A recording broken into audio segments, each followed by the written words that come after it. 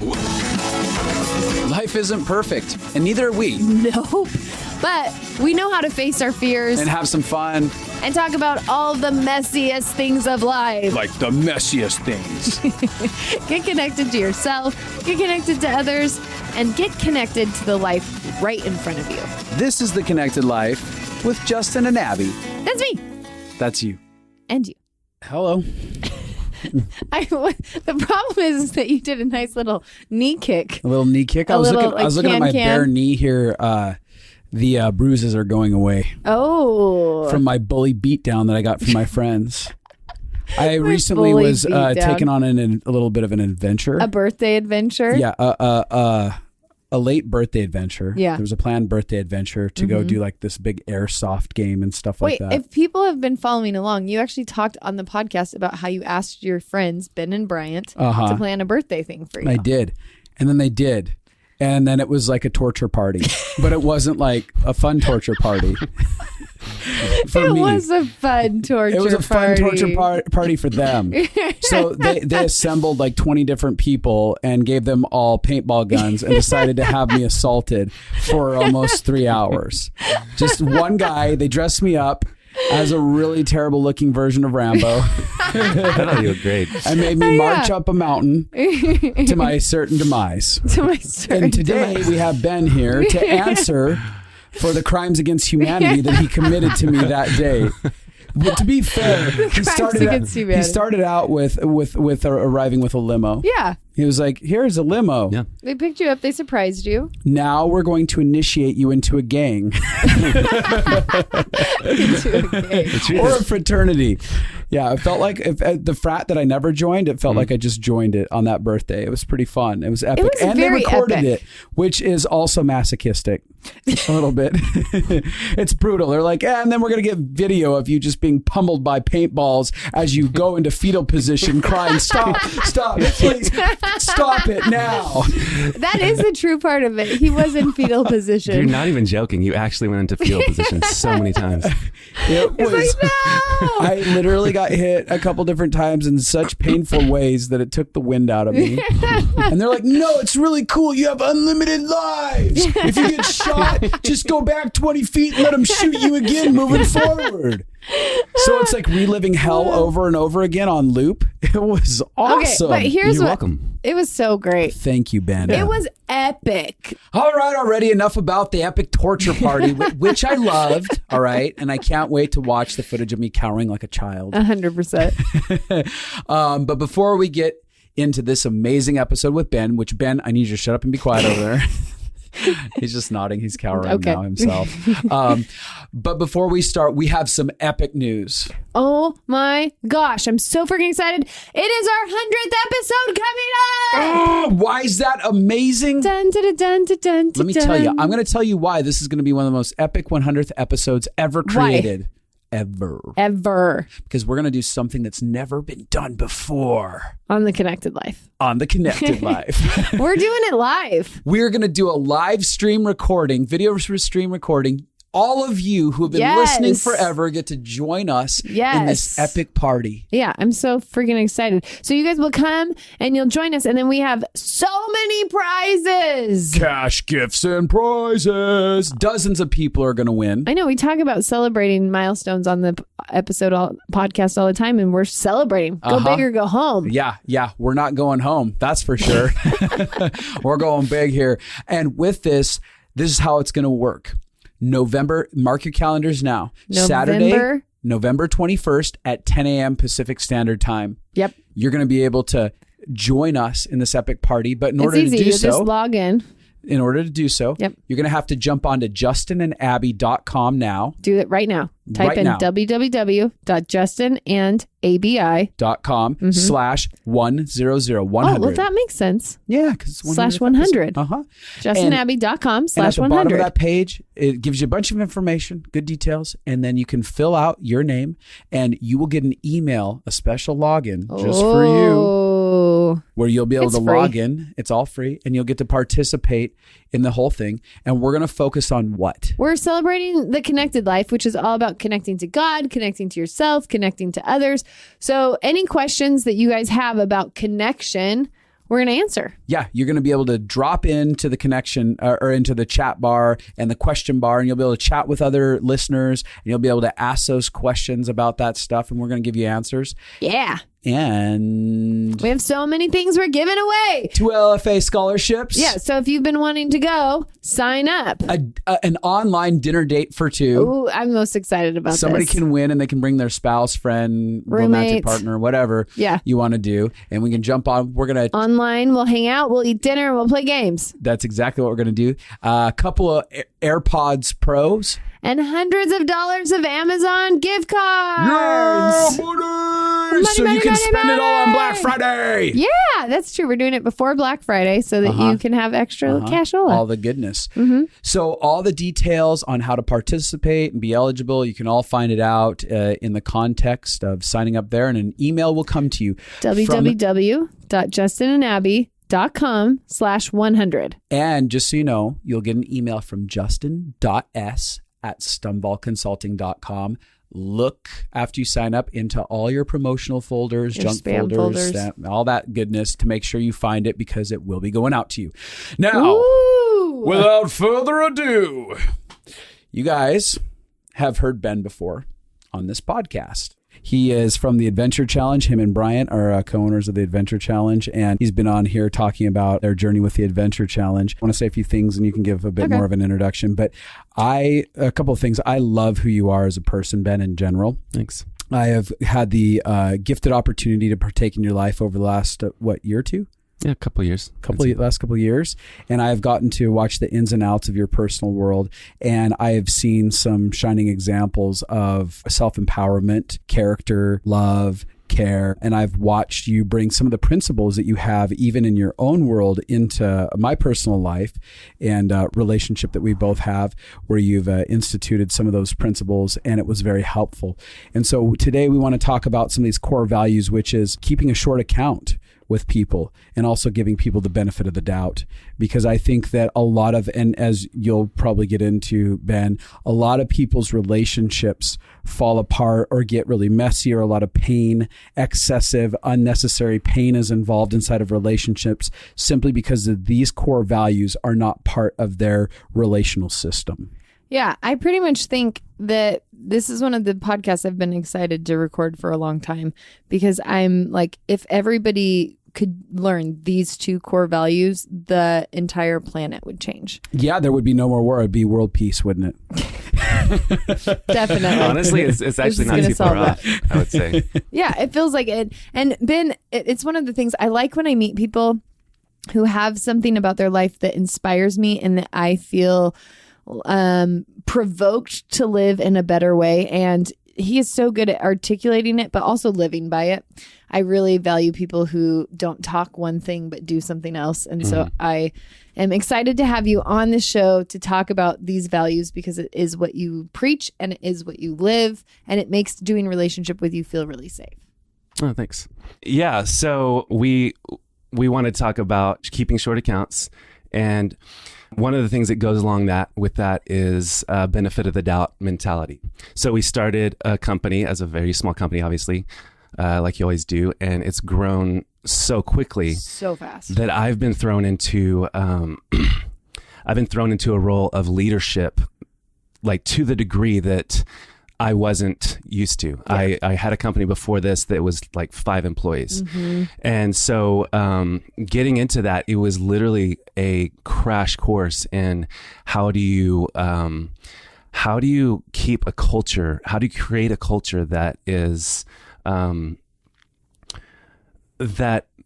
that is allowing everyone to be understood, powerful. How do you keep those little things from happening that are inevitably going to cause irreparable damage in the long run? And in doing that, I realized that it's not in any way possible to do that unless you can create an environment where your employees are going to come to you quickly. Yep. Right. The second they have a grievance, the second they have something going wrong, they need to be able to come to you quickly. Yeah. And that is not easy to get someone to do. No, because it's, I mean, whether it's your boss or it's some sort of Or your friend authority or family. figure, especially, I mean, but punishment is really involved in honesty. Oftentimes, the sense of punishment, people having bad emotions, people coming down on you, people holding their own grudges now suddenly against you because you've said something that offended them. So it has to be difficult inside of a company to get people to be honest. Yeah. And so what I noticed is I need vision. I need to see. And without everyone keeping short accounts, you can't see. Short accounts, for anybody that doesn't know, just means that you are, the second something happens, you're going to that person. Yeah. Right. There's an offense forming, a pain, something that feels like it's now throwing you off relationally with that person, broken some sort of connection, trust, whatever it is. You're having a problem and you're actually being proactive to bring it to the table to get clarity. And it's actually a gift to the other person to say, hey, I'm going to let you see inside me and see that something's not going right. Right. Like whatever you just did is causing this thing to go on inside me. And so as a boss or leader of a company, it's so important to be able to see that, because employees are usually never going to show you that. Right. They're going to have something they're upset at. It'll build and build and build. And once you have one of those, it literally turns into a domino effect of everything is viewed through that lens of offense that started. And then, new offenses happen. And by the time you get through that, they're judging my intention in ways that were never accurate, even from the beginning. And what it creates is a pandemic within the relation system, a disease pandemic. Oh yeah, it's like Corona. It's like Corona. It spreads and everyone starts getting sick from it, because oftentimes someone that builds into that place of bitterness and resentment and pain and gets that cloudedness about what's happening as they start to share it, it leaks out. It leaks out to everybody else. Yeah, to everybody else but the person. Well, and then everybody has to wear a mask. You start saying, no, dining outside only. It's really tough. The thing is, what you're talking about scientifically is that when we get offended and triggered, our brain goes into confirmation bias, which is whatever we think that the person just did and whatever emotion we feel about it, we then begin, our brain naturally, subconsciously starts looking for all of the evidence to prove that that is true. So if you were my boss and I felt like you shut down one of my ideas, and so I just walked away and felt that, my brain would naturally start gathering evidence that that's who you are. And so maybe I watched you in another interaction with somebody and maybe you're just joking around with them, but because my filter is looking to gather evidence, then I would gather, and then I build a case when maybe the entire thing was misunderstanding. Going back to the whole concept, I just want to share this of punishment, because when we have a history with our parents, especially we as kids, most of us have bad experience with authority figures, specifically parents. Not all parents are bad or anything. We just have these experiences with our parents where when we have set our truths or made decisions or actions, it turns around into, instead of corrective conversations that help in the journey of exploration, it's actually just, you're bad, you're wrong, stop it, correct your behavior. So a lot of people enter into these relationships with others feeling very powerless as it is, because it's, okay, there's nothing I can do anyways. I'm going to end up in punishment or disconnection, anger, frustration. It doesn't work anyhow. So I'm just going to live powerlessly in relationships. And then at some point, when it gets to a boiling point, I'll explode and exact my revenge. Yeah. Yeah, that happens so much. And I think what we encountered was a lot of our employees had come from an environment that caused them a little bit of trauma. Right. And so they would come in assuming and projecting a lot of the things that they had already been through onto our situation. And what we noticed early on was a lot of the leakage that you talked about. They would be saying things to other people that they weren't willing to say to us. Yeah. And so I started to try to just figure out, how can I get them to talk to me instead of other people? Right. And it came down to literally learning first of all, it's just preaching to them all the time. Please, it's an open door. Come talk to me. I want to hear it. And every, like, I will beat that into the ground with everyone. There's like, hey, I want to hear it. I want to hear what you want to say. But the invitation was there. But even with that, you know, people just don't want to do that because it feels like, especially when maybe your job would be on the line if you said something to upset somebody. And so nobody wants to bring something to the table because it's conflict. It might feel unsafe, especially in a job environment, but in a relationship environment, maybe you're used to them being triggered. And, okay, I don't want to go into that yet. So first I want to talk about how I decided I could strategize getting people to feel comfortable to come to me. What I had to do is literally celebrate them if they ever did. Yeah. Yeah. First thing to do. 100%. Yeah. Which means you can't have a shame reaction and be like, what? What is I wrong don't do with that. you? I'm never like that. Or, you know, like gaslighting, like you made that up in your head. And it's tough because the second somebody comes to you, that's what everything in your body wants to do. Yes. Like you completely want to tell them, like, in a polite way, why they're wrong. Yes, No, totally. like, because what I'm thinking is, no, that wasn't my intention. Right. Whatever you just said, that wasn't my intention. Yes. But the reality is that's not what they're coming to me with. They're not coming to me to say, hey, I completely know everything about your intention. They're just coming to you. If they're doing it in a healthy way, they're just coming to you to let you inside their world. Yeah. Right. And that's what I want people to do. That's what I tell people. Hey, I'd love to just see what's going on with you, because if I can't see it, then I can never do something to adjust that, to like accommodate you. Yeah. And so the celebrating that I had, so I had an employee that they felt like they wouldn't be safe to come talk to me about something. Early on, especially, I had a bit of a reputation for micromanaging. I wish people could have seen your facial expressions during that. A bit of a reputation. A little bit of a reputation. Yeah. And I've been working on it really hard, and I think I'm much better at it now. But I'm a particular person, and I think that that's one thing that makes me good at what I do. It is. It And makes you a genius at what you do. I mean, it works out well, but it also can hinder someone feeling empowered, especially in the creative world. Yep. People need to be able to own their projects. So that's something that I continue to try to learn and try to understand. But early on, I had somebody that wanted to talk to me about a lot of those things, about like some of the micromanaging things and just about their own stuff that I had no idea. I literally had no idea. Because, when you're talking, most people make it sound like everything is perfect. Right. Oh, everything's great. Oh, yeah. No, that's great. But then they go talk to somebody else and they're like, that was the worst conversation ever. And it's such a freaking micromanager. I can't Totally. But so she wanted to talk to me about it. And she's actually somebody that typically has a really high value for keeping short accounts. But she just was worried that I wouldn't accept that. And so she was going to bring me into an environment with a few other people to talk about it. And I was like, no, let's talk about this, like, alone. Yeah. Me and you. Let's just you and I talk. We have enough equity. Let's do this. Mm-hmm. And so in that conversation, she brought some things up.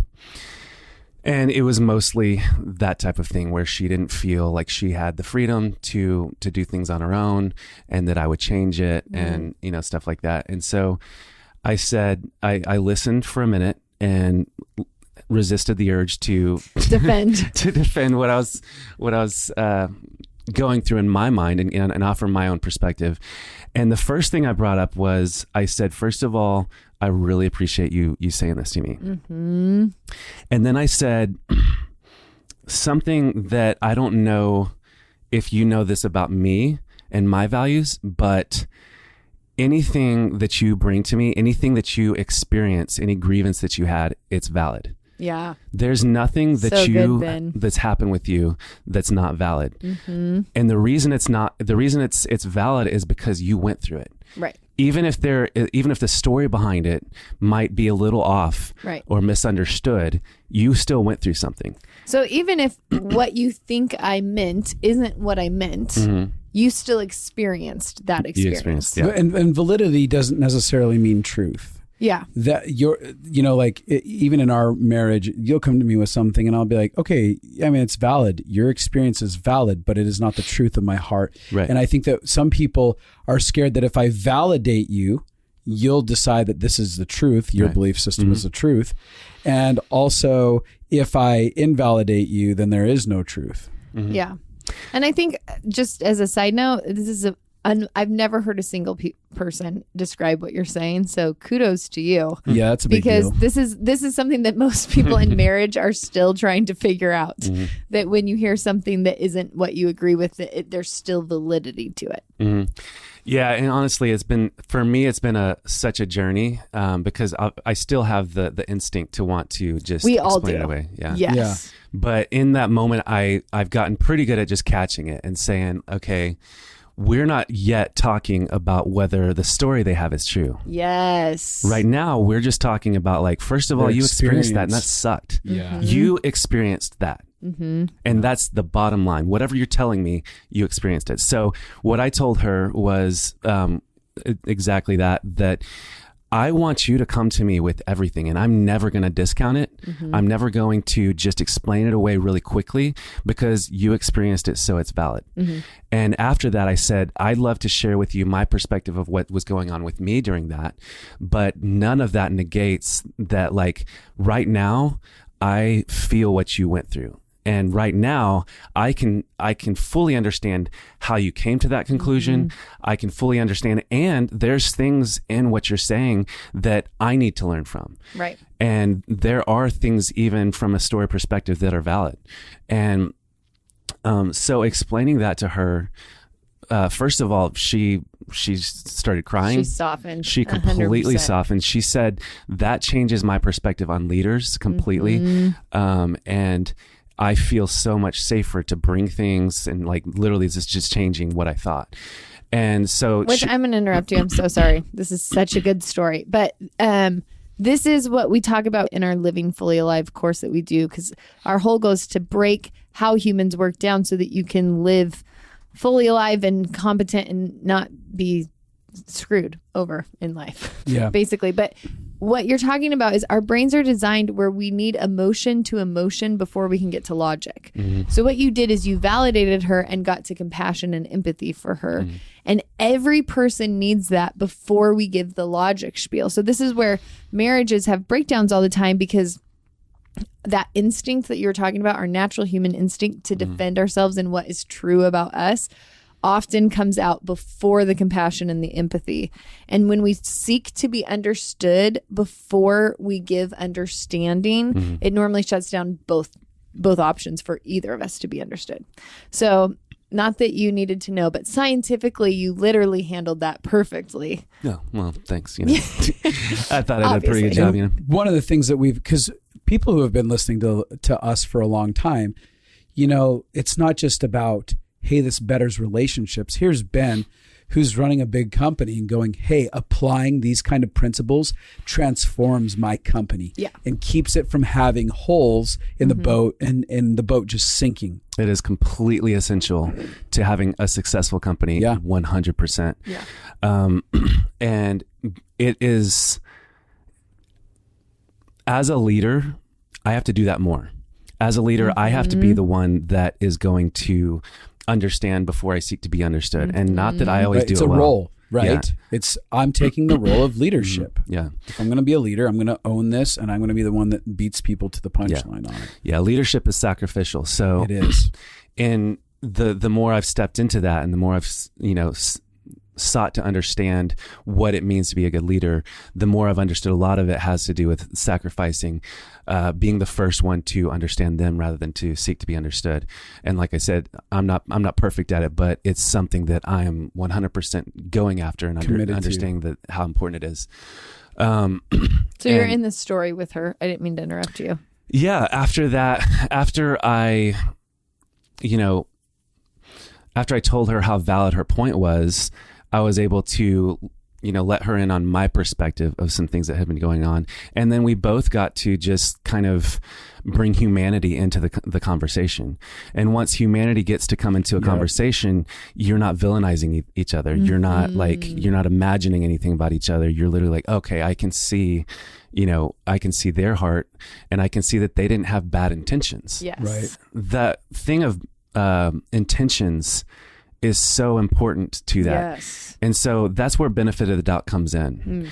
When the only thing that will enable you to really keep short accounts is if you give the other person the benefit of the doubt. Yeah. If you have this mindset of, I believe that they have good intentions. If they did something to hurt me, I believe there's either a misunderstanding there, or they just couldn't see past themselves in a moment because they were protecting themselves.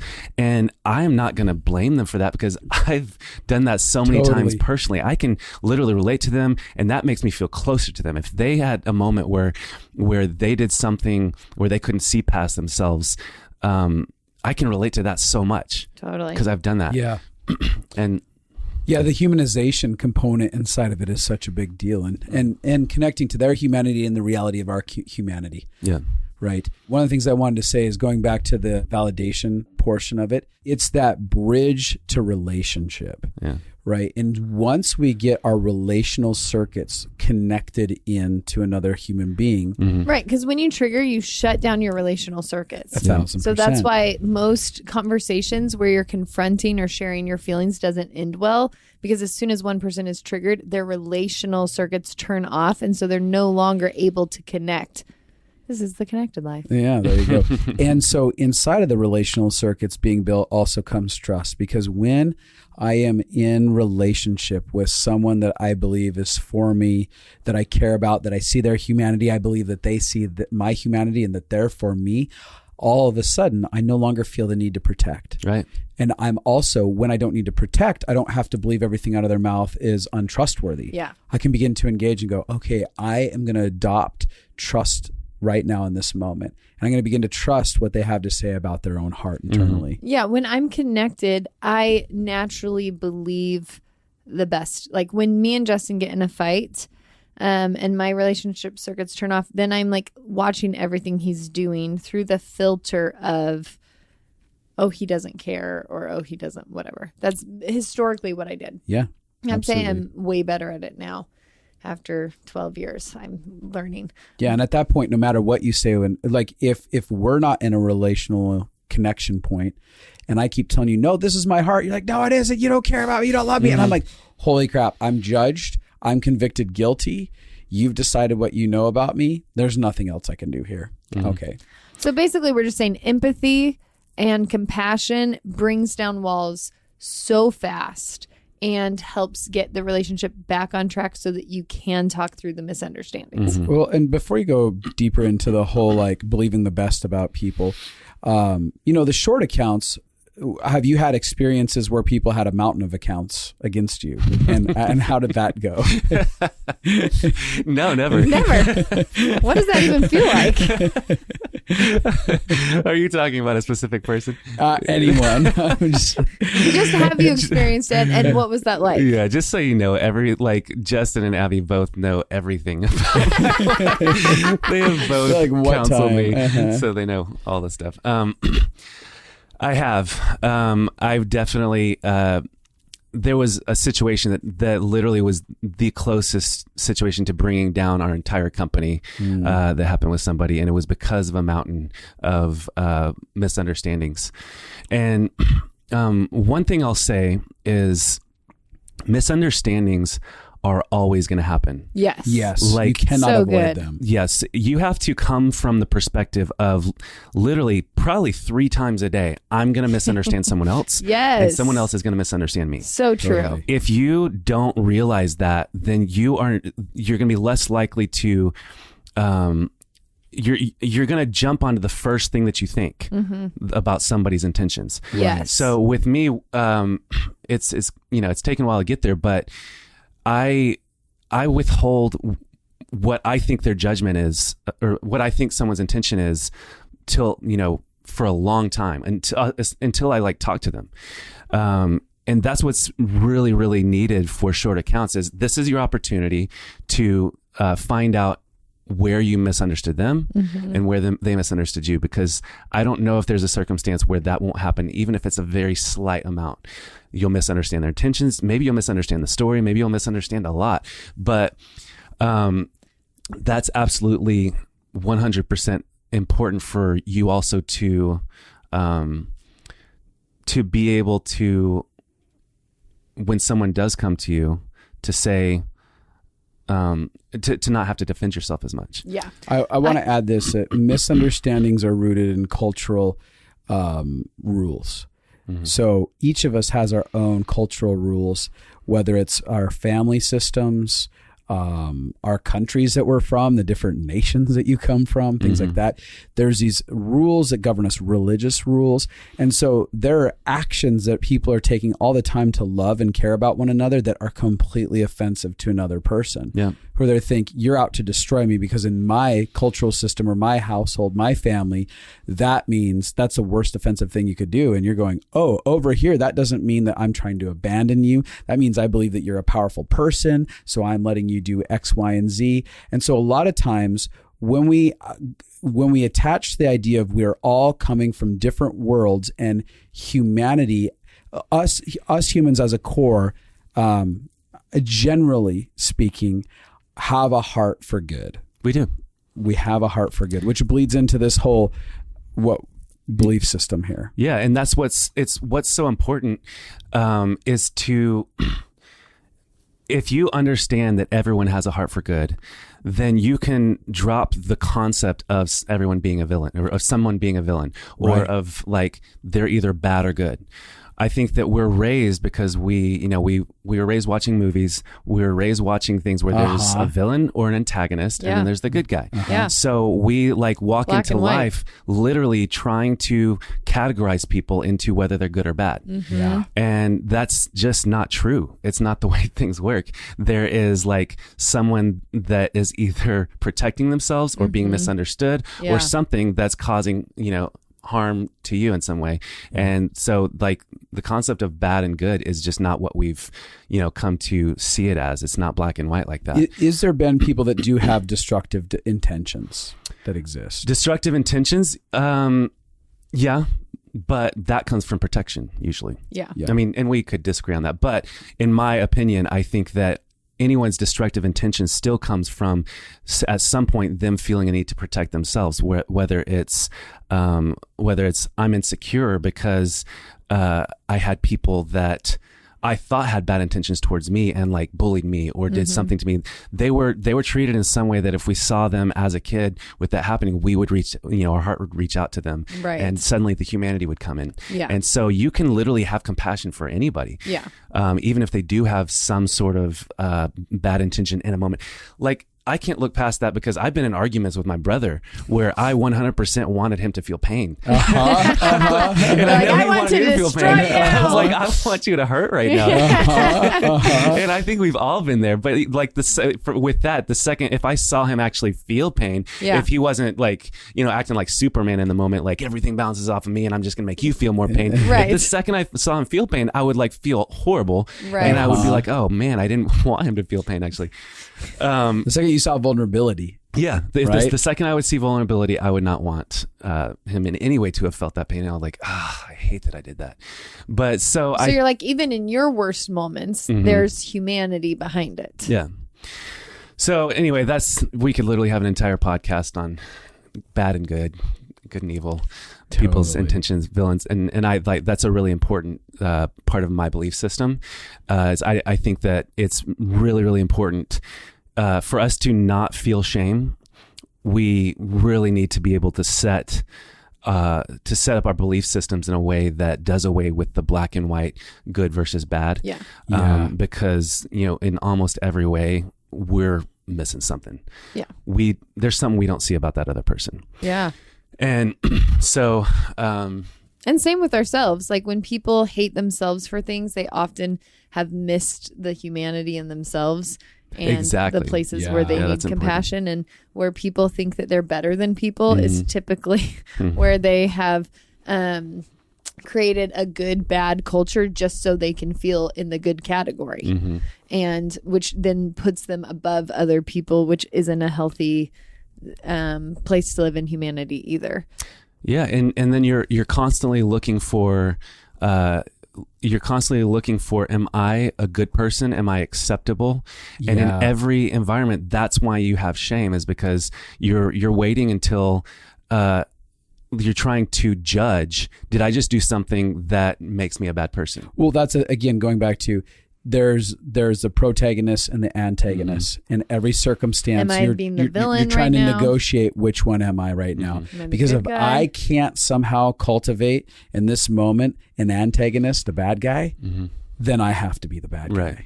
And that feels really terrible to now have to be bad, that shame component. Yeah, and that's where confirmation bias comes in, because we, as survival, we always need to make ourselves the good guy, even though deep down we're afraid that we're not.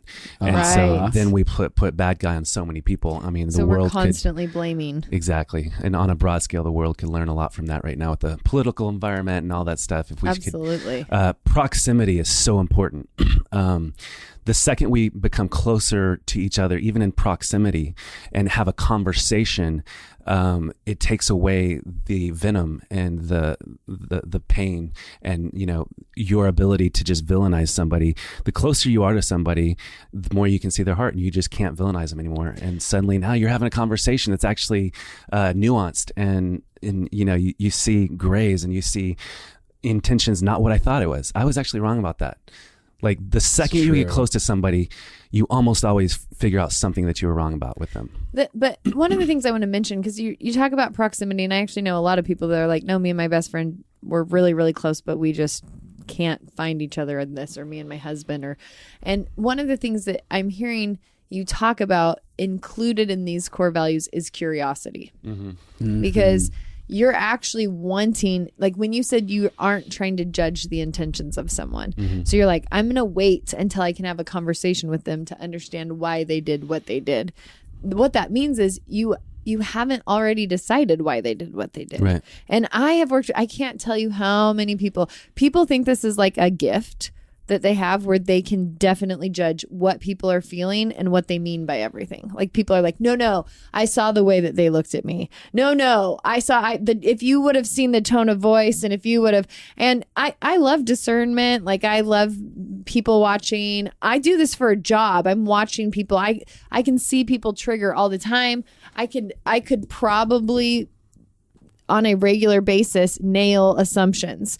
However, I am wrong a lot too, and I'm really good at what I do. And so there's a place I remember sitting down with some people who did like counseling with people, and they were like, no, you can read body languages. I'm like, no, you can't. I have my arms crossed, like I'm mad all the time, and it's because I'm cold. Like you can't just decide. Looks like I'm mad, I'm just freezing. Yeah, or like when my ADD goes on, I have RBF, so it's like so there's this thing of you have already decided that you haven't decided what is ultimate truth. Right.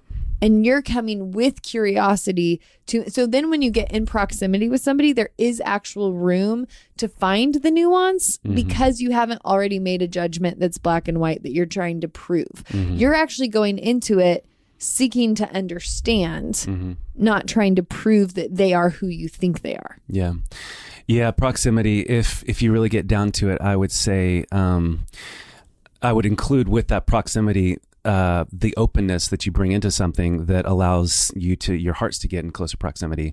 So curiosity is what allows that. Openness, short accounts, benefit of the doubt, all those things allow closer proximity to each other's heart.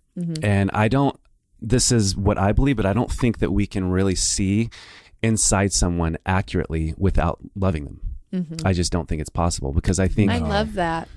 I think at our core, that's, we all have the stamp of, God on, on our heart. And I don't think that you can actually see somebody without loving them. So, one of the stories, and I think what you were talking about, is there's someone that I love and did love and still love so much, but, she was also an employee and also a friend before that. And there was there were times in our relationship leading up to this moment where I noticed that a lot of times she would go really black and white with things. And I said, you need to, like, literally when she would be talking about someone else, I was like, you need to tell them, you need to tell them what you're thinking right now, because more than likely it's not exactly what you think it is. Right. More than likely there's something else going on. So she's having assumptions. Yeah, she would have assumptions, and she would tell me, no, I can't talk to them about it yet because I need to know if I'm right first. Right. A lot of people do that. So good. A lot of Ben. people do that. I was like, that is the opposite of what you need to know. You need to know that you will never be right until you talk to them. Yes. And I said that attitude is literally what makes you bring judgment into the conversation. And like the second you start the conversation, if you think that okay, I've taken my time, now I know I'm right, that they are bad, that they did something wrong. And so you're going to come in with accusation. You're going to come in with something that they're going to instantly get defensive. And the conversation's, it's just going to be not a conversation. It's not. It's a trial. It's a trial that's already been decided. It's already been had. And so you didn't get a voice. Right. Yeah. And so I told guilty until proven innocent. It's true. Exactly. That's literally what the concept is I want to gather all of the evidence so it's irrefutable. And people do that because they think that their voice isn't valid. Right. And their experience isn't valid unless they can prove it. And but that's exactly what she thought. It is. Yeah. And I literally had that conversation with her, and she's like, yeah, I just don't feel like I can do that. I really have to prove it. Otherwise, I don't have a right to talk to them. Right. It's like, you have a right to talk to them at any moment. Yeah. Because they want to see your heart. They want to see what you're experiencing. And you're actually denying them the ability to see how they affected you. Totally. Yep. So we had all that conversation. At the time, I never thought that would happen to me from her. Right. Because of the historical relational equity. Yeah, she supported me more than anybody I knew. To me, she had my back. She was like, I couldn't imagine her even having a bad thought about me. Right. Literally could not imagine it. Yeah. So I just went along a little blind because of that. And along the way, there was some hard things that happened in the transition from one of my companies to another. And along the way, I tried to use my belief system of short accounts, and when things would come up with me, I would share them. I'd say, hey, this triggered me. I'm feeling like some hard feelings about this thing that's going on. And she would try to accommodate me and stuff, but I could tell something was difficult about it to her, because she really needed to categorize things a certain way. And that's a long story, but along the way, I had no idea of this entire thing that was going on with her under the surface. It was like she was an iceberg with like just the tip showing. Yes. And underneath there was like all this story that was starting to be told in her mind. But what made it more difficult is she has such a value for loving people that she used to use a phrase that like turn my love on, and what it would happen would make it impossible for me to get feedback and see, I'm affecting her this way. Her definition of love was to look past something as if it wasn't occurring, it wasn't happening, to dismiss it altogether and just say, well, I'll just love this person. Right. And to not deny her own feelings, her own experience, and say, no, I'm going to love that person. Which is a really broken understanding of love. And I'm not even attacking her. I'm saying that's a universal broken understanding of love I think that a lot of people have. Yeah. I was going to throw myself under the bus and be like, that is what I grew up with. Like loving people. Loving people means you let them be crazy over and over and over again. That's what I did. And you don't talk to them about it. You just let it keep happening until I had a history happens. of enough pain. Like I'd be like, it's fine, I forgive him. It's fine, I forgive him. F you, buddy. We're done and you're dead to me. It was like that finally crossroad where, and there wasn't enough actual healthy confrontations back then, because I was scared of like, I'm not loving them well. If I confront them, it'll make them feel bad emotions. Yeah. Now I'm happy to let someone feel their bad emotions by me speaking my truth of like, here's what I'm experiencing. Right. Let's figure this out. Without having to define their intentions around what I experienced. Right, exactly. I think for me now, the definition of love has transformed, where I think if I love you, I have to keep short accounts.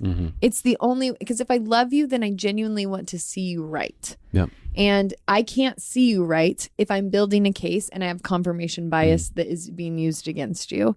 And if I love you, I don't want to be building a wall between me and you.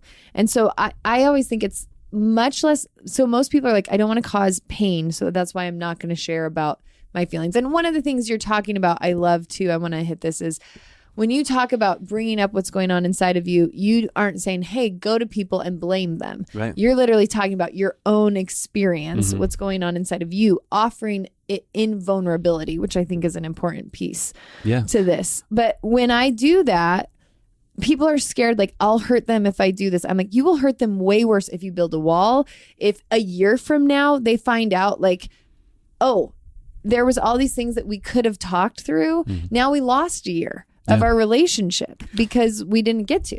Well, and that's one thing I wanted to talk about was when we build that mountain, now all of a sudden there's things that another person has created inside of their heart, beliefs about my actions and stories that I can't really even take accountability for, because I'm like, you've compounded the pain. You've compounded the problem inside of you. That if you talk to me about this singular event back here, we could have solved that. Now you've magnified it in your head in a million different ways. And I'm like, none of that was but every action I had after that initial offense added to your bucket. And I can't even, how am I supposed to own your mountain you've created inside of you now? Yeah. One way that I like to, I think one of the best ways to bring up something to keep short accounts with somebody is to say, hey, when you did this, it felt like you wanted this. What am I missing? Right. Because you're literally coming to them like, hey, I know you don't like hate me. I know you have good intentions for me and you want the best for me, but this really felt like this. And I'm pretty sure I'm missing something. So tell me what. Yeah. And that's the idea of benefit of the doubt. I'm coming and I have,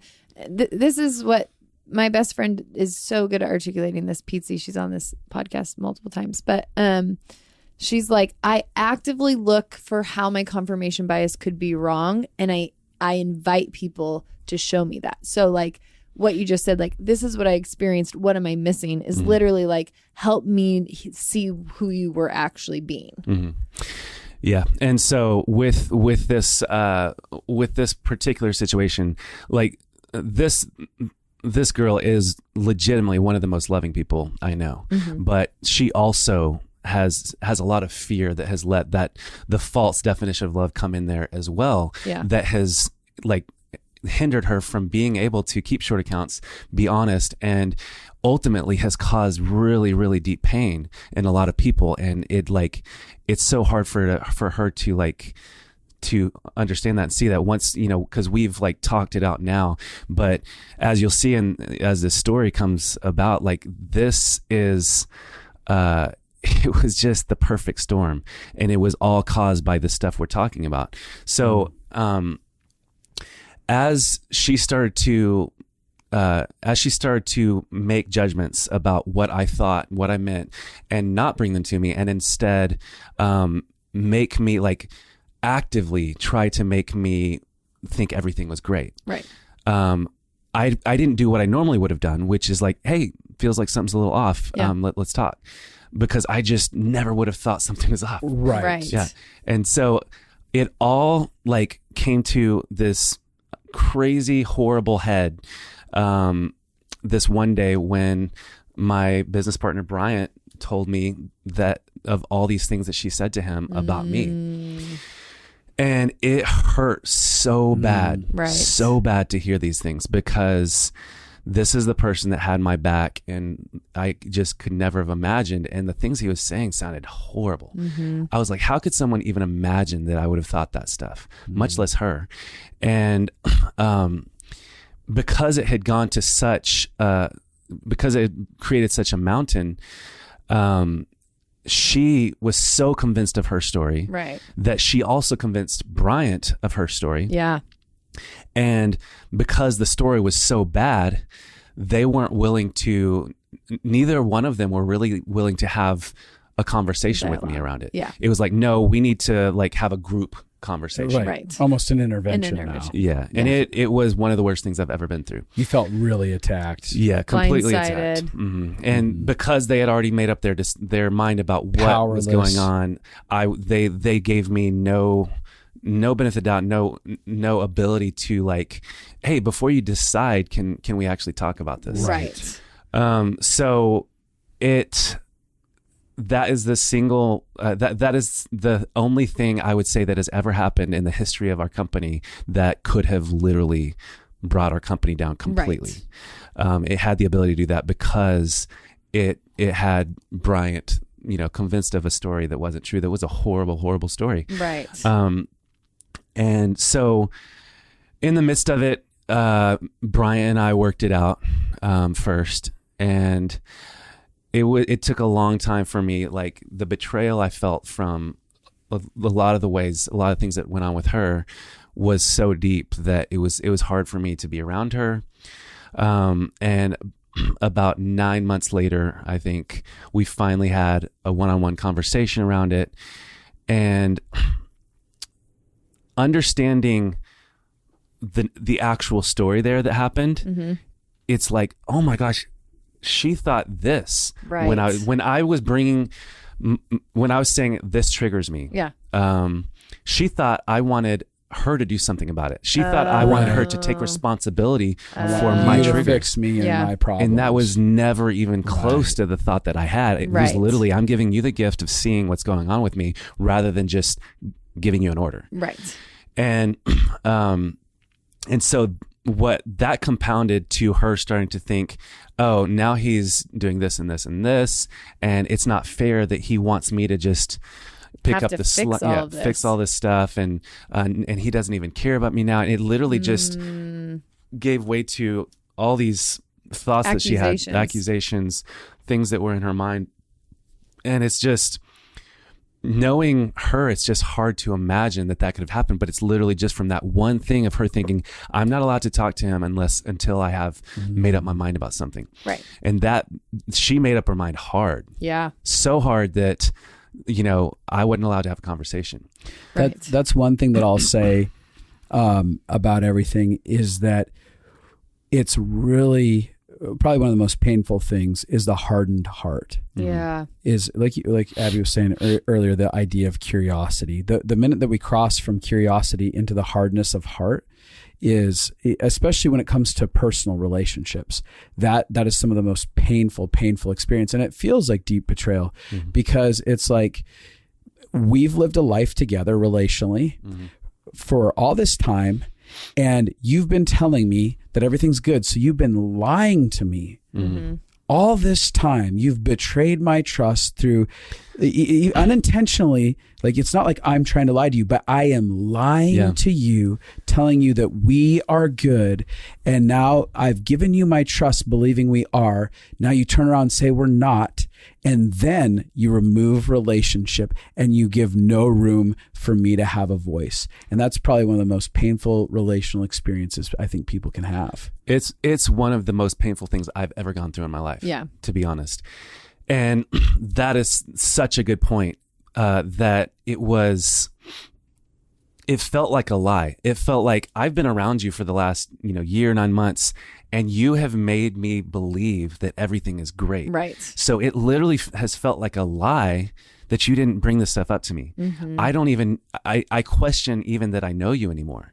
And so all that stuff came up, and I was like, this is insane. And after we just got together enough to have a conversation around it with curiosity, everything just, became diffused and we're back to good. But there's still some residual damage there. Right. That's Pain. like, the trust still has to be built, and the pain is still there. And so one of the things that I would talk about with that is, I think it's really important when you have this mentality of short accounts, you have to make sure that you're both bought into it. Yeah. Yeah. Because if you're not, then that misunderstanding can happen. If that person is not also operating on that they can feel like you're nitpicking them. Yeah. Yeah. You're Or just like sort of you're just nitpick, always attack me, frustrated. You're always so Yeah. needy or whatever. Yeah, It's yeah. like, no, I'm just trying to get stuff clear so I don't actually hate you. Right. They'll misunderstand your short accounts. Yeah. Right. And you don't even have, and maybe you don't have to have both people be bought in, but you have to very clearly define what you're doing. Right. Like, I want to keep short accounts with you. Right. This is the core value. This is why. And then people, I guess then if people don't want to do it, then they'll just say they don't want to do it. But I kind of like doing it with people regardless of if they want to or not, because I'm like, that's how I want to live. Mm-hmm. I'd like to involve you in it. And if you're in my inner world, you'll definitely be okay with that. Mm-hmm. Yeah. I had a hard time at one point in my life with keeping short accounts. Yeah. Because I wouldn't do the confrontation. Because confrontation, again, going back to scary, it was painful for me to do. In your childhood, it was never high went well. stakes. Yeah. It didn't go well. So it was super high stakes. So I'm about to do the worst thing ever, potentially for myself and for you. I could blow this relationship up. Yeah. So it cost me a lot. It's cost me facing a lot of fear, taking a lot of risks, being willing to lose relationship over honesty and truth for that sake. And but it's been worth it. And I know that for me, I'm not going to go into it, but I had a friend that for years I said, anytime you have a problem, come to me, talk to me. You were literally trying to champion the short accounts. Absolutely. All the time. And they're always like, we're good. Similar, just like you talked about. And I think their highest concern was with peacekeeping, not peacemaking, and being a good guy. Being someone that was seen as a good guy that could never be vilified in any way, shape, or form. So they have no problem with anyone, and they don't want to create any problems with anyone. And that ended up ending in some really painful disasters where suddenly I'm caught off guard and vilified in society situations. And the thing for me though is that I had so much pain in it, but then I also had so much grace in it because I saw their humanity and my humanity and how my humanity had done that as well. And I think that inside of this, as we're kind of moving towards wrapping this all up, that's something that as we're highlighting these types of behaviors, it doesn't create an invitation for you to now vilify someone like, oh yeah, that person's done that to me. It's like, oh yeah, there are people that have done it. Where have I done it? How have I done it? How can I take ownership for being someone that's ran from healthy confrontation and conversations? How have I been someone that hasn't believed the best about people? How have I been the one that hasn't kept a short list of accounts? I was thinking that as I was listening to the conversation, I was like, I both feel validated and challenged at the same time. Like, I remember hearing this story before and being like, it's the most painful thing I've gone through. Also, the most painful thing is when people build a mountain and they don't, especially when you did something that is completely misunderstood. Where like, there's sometimes where you're like, no, I was actually just being there. I was such an ass. I was such an ass. Even then there's lots of compassion. Like I was in self-protection or whatever. But there's times when you're genuinely so misunderstood. So I listened to it. I'm like, yes, it is one of the most painful things when someone builds a case and accuses you and they will not hear you. And I think even from childhood, so many children grow up not having a voice with their parents, not feeling like they get, so many parents are like punishing them without understanding what happened. Yeah. And so there is this pain that most humans already have just from childhood of not getting to have a voice. And when it happens as an adult, it's really painful. But then there's the challenge at the same time of like, seeing like, even when you said like, I wait to make an assumption until I can talk to somebody, I'm like, that's impressive. It's very impressive. I need to do that. And if we waited, and again, that your idea of like not judging if someone's good or bad. And I really see you do this where you're like, you don't believe that you're God is basically the way you're positioning yourself. Like, I don't believe I have all of the information to decide if you are good or bad. Right. I don't believe that there's a need for me to do that. I just believe you are a human and I'm going to seek to understand that. Not only do I not believe that I have that information, I know I don't. Yeah. Totally. I know there's things It's about not everybody. possible. It's Yeah. not possible for me to see everything about somebody. Right. To see their past pain, their past triggers, why they had to put their guards up. I think there's a huge difference between coming to conflict with curiosity and coming to conflict with a mentality that I know, What you did. what you did. And that's, to me, that's one of the biggest linchpins is in conflict, because you say like this importance of not being afraid to come with conflict. In that, it's just as important that you're coming to conflict with curiosity. Yeah. Because if you don't, then you could blow things up. Yeah. I think a lot of people would probably be like asking the question, well, how much is too much? I don't want to overly keep bringing every little stupid thing Fair. up that I feel. And I think that that's very fair. I think that part of it is when I Don't do it 5 times a day to I the same think person. when I can't believe the best about the person, that's a for sure sign Yeah. that I need to have that conversation. The minute I go, I don't feel like I can believe the best about them. Or if you start to Like, notice after that yourself just holding back around them or feeling weird feelings towards Right. them, you know that you should be talking about it. And honestly, the short accounts is only one part of the equation. The benefit of the doubt is a very big part of even not needing to keep short accounts. Yeah. Right. Because you do something, I'm going to assume the best about what you did instead of Yes. the worst about what you did. Right. And I think that element even comes into play like in marriage. Sometimes Abby will do things and I'm like, why the hell would you do that? And then I sit back for a second. I'm like, she loves me. She cares Yep. about me. That she actually wasn't trying to cut me or be mean to me. And I can actually have a dialogue internally and settle that. Yeah. I can settle it completely because I know her character, her history, her heart. And so occasionally if I can't settle it, then I'm like, Help babe, me understand. help me understand what that was, because that felt really intense and offensive.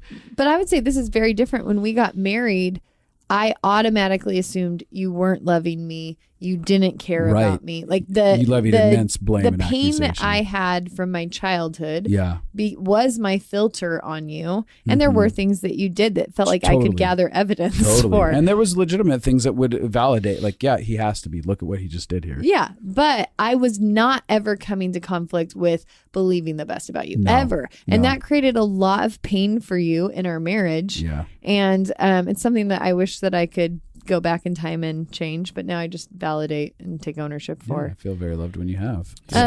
I will tell one story before we end. Okay. It's about Ben. Okay. Then we But- got to wrap this up. I know, but it's a good practical giving somebody the benefit of the doubt and being triggered. So when me and Ben were just starting being friends, we had a conversation where he messaged me and was like, let's go to lunch so that we can, connect and talk and not have to retell our stories in front of Justin 5 million times. And so I was like, yeah, that sounds great. That's good. So I sent him a bunch of times that I could, and then he never responded. And then I was like, okay. And then the next week I sent him more times that I could, and he never responded. And I could tell, I was like, I started feeling definitely triggered. Emotions started coming up where I was like, wait a second. I didn't ask you to lunch. What is going on? I don't understand. And so as soon as I felt that feeling, I knew, okay, first of all, I'm a big proponent of understanding my triggers have nothing to do typically with what's in front of me that's triggering the emotion. So I was like, what is this actually about? Because I don't know Ben enough to care if he ghosts me for lunch. Like at that point, You were close enough to be like, he's so close to me and he ghosted me. What a dick. totally. I was like, what's going on? And so then I recognized, oh, this feels exactly like this guy that I dated in high school who was always playing games with me. And it was games and the humanity was he was doing it out of self-protection too. He wasn't doing it to be an a-hole. Right. He was doing it because he had a lot of pain and trauma that he was navigating around. However, I was like, oh, I still have pain there. That is a surprise to me. I didn't recognize that I had pain there. So I was able to work through my pain about that had nothing to do with Ben. So then when I decided to confront Ben about it, it was very easy because I was like, what would it be like for me? I'm really bad at responding to texts. And when people ask me scheduling texts, those are the ones that I respond to least likely because you have to look at your calendar before you can And then respond. figure out what you have to put. And then 100%. you're like, I don't know. I'll do that when I look at my calendar, and then you forget, and then it just poof, it's gone. And so when I messaged him, it was very much like, hey, my guess is that you've been really busy and that you're not blowing me off. However, it is pushing up my past pain that feels like maybe you're playing a game with me. I don't think that you are, but that is the emotions that it brings up. Could you let me know, like, if you don't want lunch, just let me know. If you care about lunch, just let me know.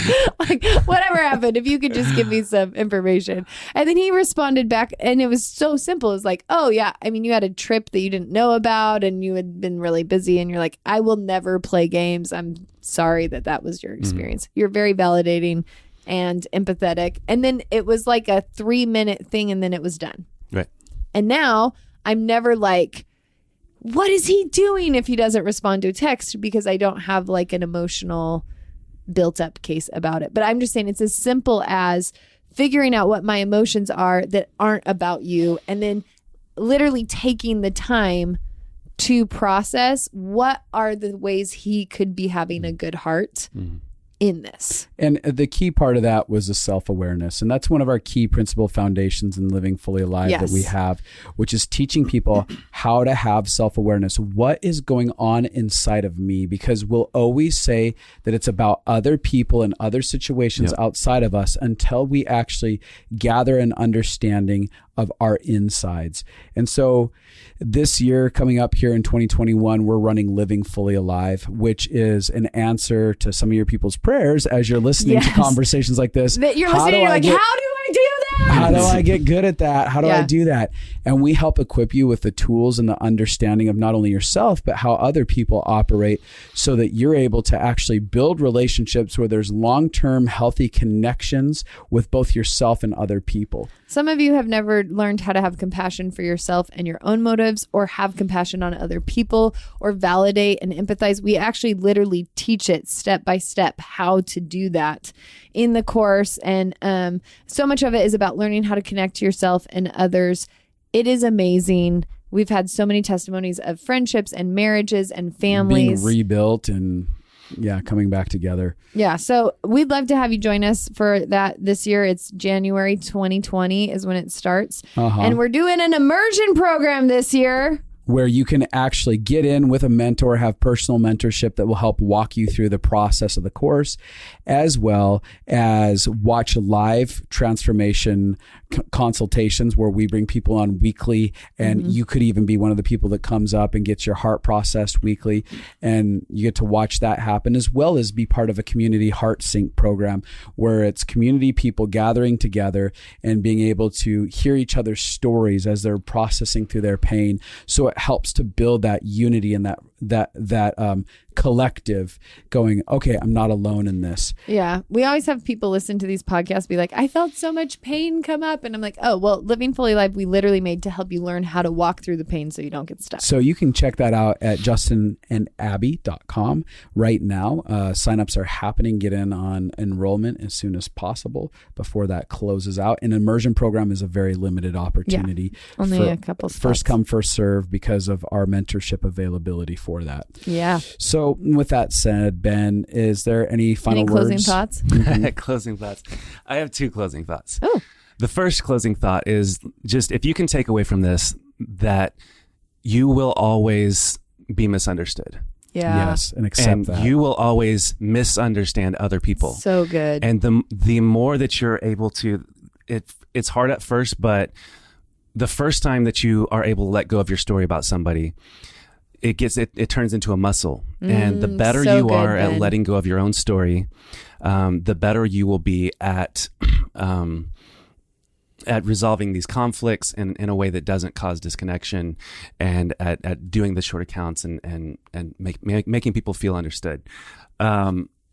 Which ultimately, really quick, can I just say that I was listening to him like, this is what humility tangibly feels like. Yeah, it is. Because you're letting go of judgment. Right. You're letting go of your belief that you can assign value or take it away from other humans. And I would say on a broad scale, just in the world right now, just while I have I was going to say this real quick. Like, I got this mic.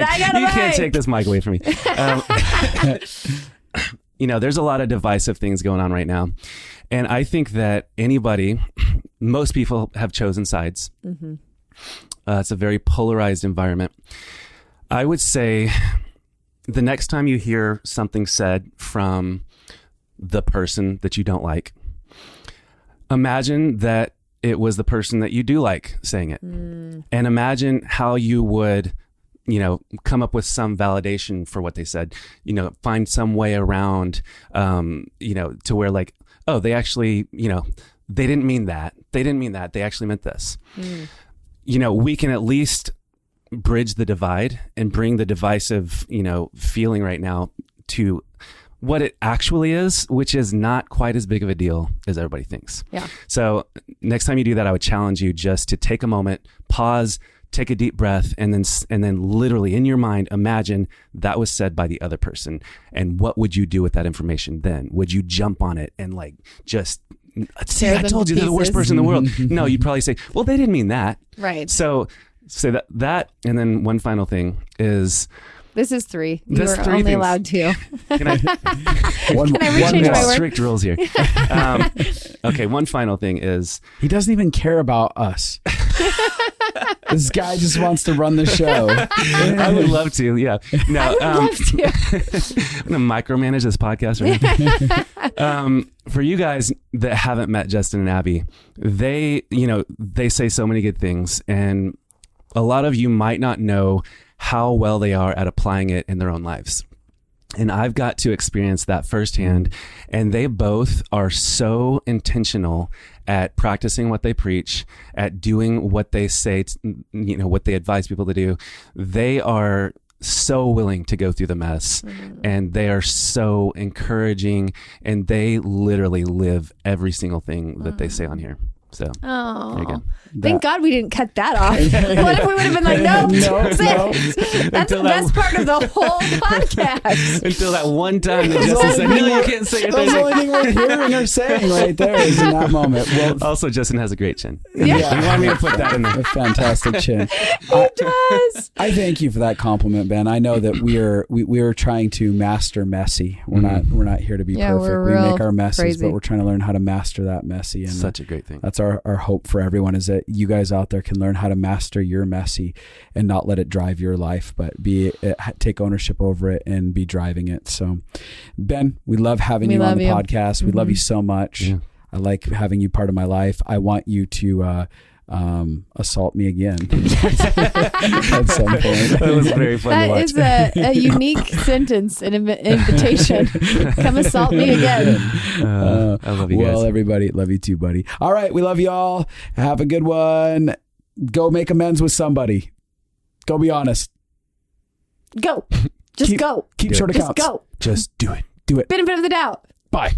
Curiosity.